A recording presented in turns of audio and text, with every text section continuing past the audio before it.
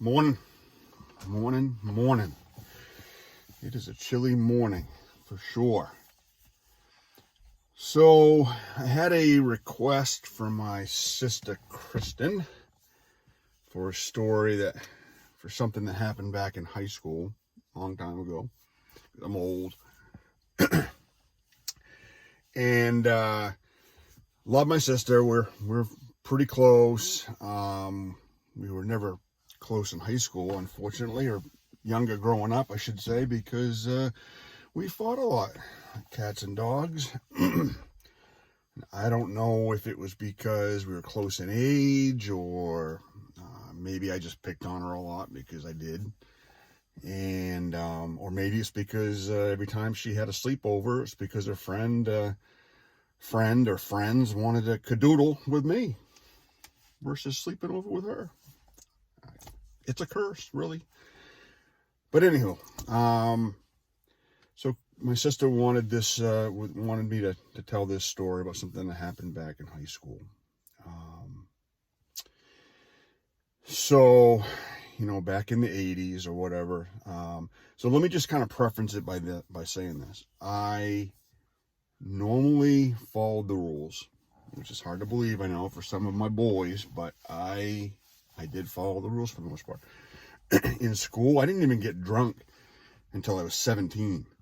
While all my friends were out partying and smoking dope and drinking and stuff, I was at the town library trying to read the next Hardy Boys novel or looking through my baseball card collection. Real exciting stuff. So yeah, the first time I got drunk was when I was 17, and me and a buddy, my buddy ended up getting 2 4-packs of wine coolers, and we proceeded to put them into a big gulp cup with a straw, no ice.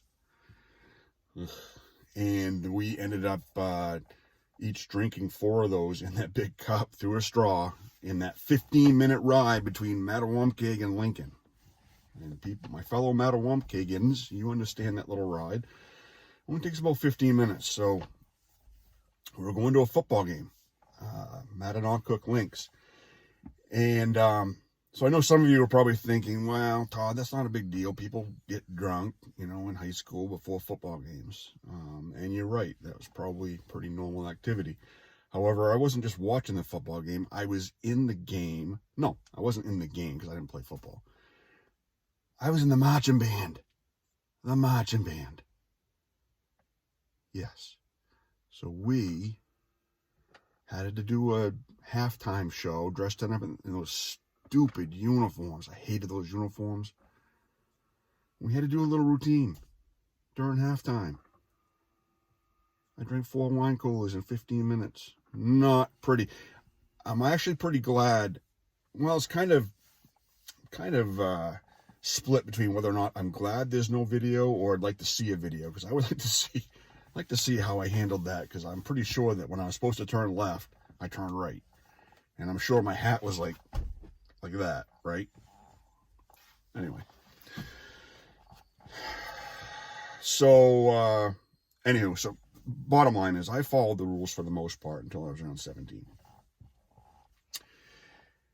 Well, the last day of high school, 1989, the last day of high school, a bunch of us decided we were going to go out.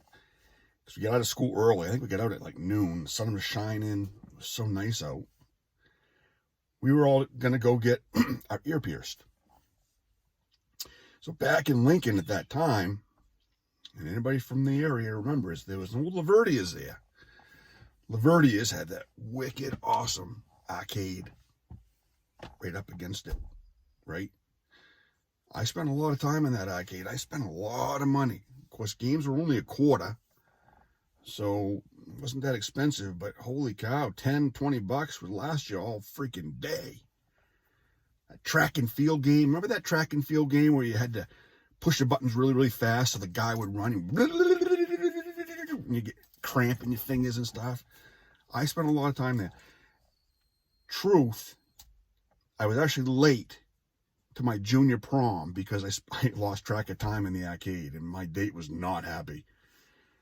And I actually remember I went to the junior prom with Darcy Yost. People that went to high school with me remember her.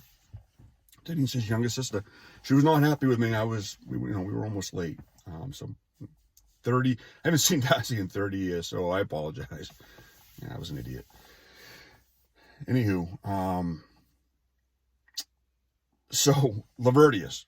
So Lavertius used to sell your self-piercing ear gun. Okay, it was a little plastic gun, came with a marker. So you ended up putting a little spot on your ear with the marker where you wanted it to, a little plastic gun, and it came with one of those gold earrings, what are they, gold ball earrings, or what are the cheapies, right? And you line up the gun on the spot, and you, right? I don't know how many of you have actually used one, but it freaking hurts. It is not a painless process. That thing barely went through the cartilage. But anyway, that's how he did it. It was cheap. I don't remember how much it was. $10, $20, something like that. But we ended up getting our ear pierced. So, a bunch of us pierced our ear. And it was freaking cool, right? The problem is that my father, very old-fashioned, not going to understand why his son, his pride and joy, his firstborn, came home with an earring. And everybody knows my father knows he's not going to be happy. I'm an idiot. So how was I gonna do this? My plan was to avoid my father as much as possible, avoid him. Which at 17, 18 years old, I guess I was 18. Not hard to do because you're off doing your own thing. Parents and 18-year-olds, you're button heads anyway, so you're really trying to avoid each other. And so I avoided him as much as possible. But the days that I couldn't avoid him, what I did was I went out, and before I got home, I would take the earring out. And then when I wasn't around my father, I'd put it back in. Well, you guys know that you have to let that stuff heal, right? You're supposed to spin it, alcohol, swipe it, all that crap. I didn't wait for that to happen. I just kept taking it out, putting it in, taking it out, putting it in. Every time I had to put it back in, I had to jam it in, bleed, and pus, and all kinds of crap would come out of it because it was getting infected. I did that for a while, as long as I could. And, not good. And that is not the first time. I mean, that was the first time I had to deal with earrings, but later on in life, I didn't learn my lesson.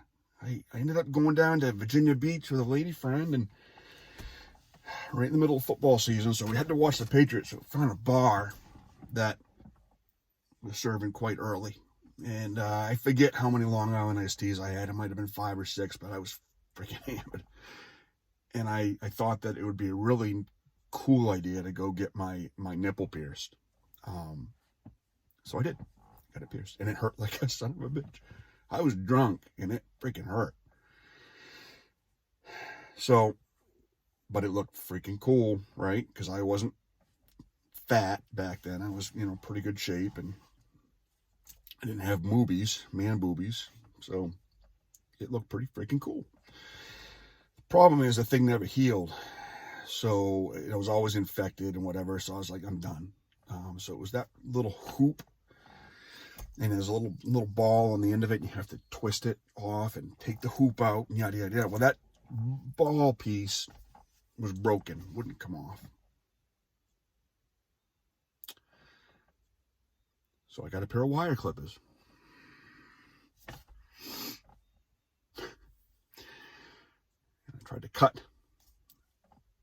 The problem is, anybody who has used dull clippers or dull scissors or anything like that, when you try to cut something and it's not sharp enough, what's it do? It twists. I know what you're thinking. Yeah. So when I tried to cut that ring off my nipple, the thing twisted and I almost, cut my nipple off. Yeah. So my left nipple has a permanent hook. Anyway, back to my original story. Sorry. Here's the thing with storytelling. They tend to go off on little tangents. It is what it is. I think it makes it fun. But anyway, back to my dad. Yeah. So hearing back and forth. Well, there was one morning where I forgot to take it out, and Dad was like, "Hey, we're up to camp, up Silver Lake, right?" He goes, "Hey, we got to go to the dump." I said, "All right, no problem." So I get in the truck, and then I'm like, "Oh shit, I forgot to take my earring out. I can't make up a good excuse. I should have just been like, I gotta use the bathroom or something." No. Saturday morning, 18 years old, 8 a.m. I'm not thinking. I'm sleeping. So I'm sitting in the passenger seat, and I'm kind of sitting like this, right? Which looks stupid, right? Parents, we know. I know now. My kids try to do something stupid and hide something by me. I'm like, I'm not an idiot. I can tell something's up. Yeah. So my dad was like, "What's wrong with you?" Nothing. I got a kink in my neck. I don't know what I was thinking, right? He goes, "Take that off. What is wrong with you? What's wrong with your ear?" I go, "Dad, I got my ear pierced." He goes, "The hell's wrong with you? You queer or something?" Now look, here's the weird part. Back in the 80s and 90s, okay, actually, let me rewind. My response to my father was like, "No, Dad, I had it done in my left ear." Okay, let that simmer for a second for all you parents out there and people who know my father. So, rewinding, back in the 80s and 90s, to differentiate between whether or not you were gay or not depended on whether or not you put the earring in your left ear or your right ear. If you put it in your right ear, it meant you were gay. If you put it in your left ear, it meant you were straight. Okay, I don't make the rules. That's the way it was. It doesn't matter how you were born and how, that's all great. I have nothing against gay people. I have some gay friends. They're awesome. They're all awesome. But that's the way it was back then. It was like whatever ear you decided to put the earring in that's how you told people you were gay. Okay. Now you get it in your nose, eyebrow, belly button, whatever. Doesn't matter. It's all good. But anyway, back then it was not good. So back to my response to my father, I said, "No, Dad. No, I had it in my left ear." He goes, "Take it out." Now, keep in mind for the past month, whatever, I've been taking it out every day. So that should have been an easy request. "Yeah, Dad, I'll take it out. No problem." Again, it's Saturday morning, 8 a.m., going to the dump. And I wasn't thinking. I was like, "No, Dad, I'm not taking it out. I'm 18 years old now. I'm going to do what I want."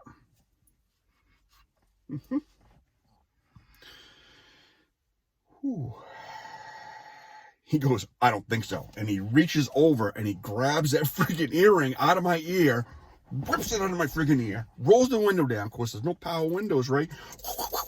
Rolls the freaking window down. Gone. Somewhere on the camp road in Lee, Maine. Back in 1989. I got blood and everything dripping down my ear. He goes, "It's out now, isn't it?" I was just like, oh my God. Yeah, it freaking hurt. I still got a scar. My daughter, 12 years old the other day, she goes, "Daddy, you got a hole in your ear still." Yes, I do, daughter. Yes, I do. And you can thank your grandfather. Yep.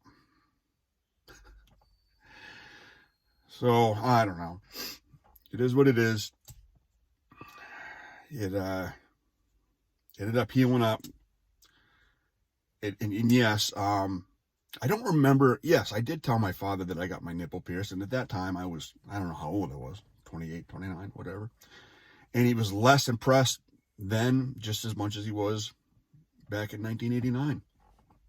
Couldn't do anything about it, but it's not like he's going to rip it out. Of course, I ripped it out on my own. Anyway, folks, it is what it is. So hopefully you're entertained. We'll see what old Todd can come up with for tomorrow's video. Have a good one.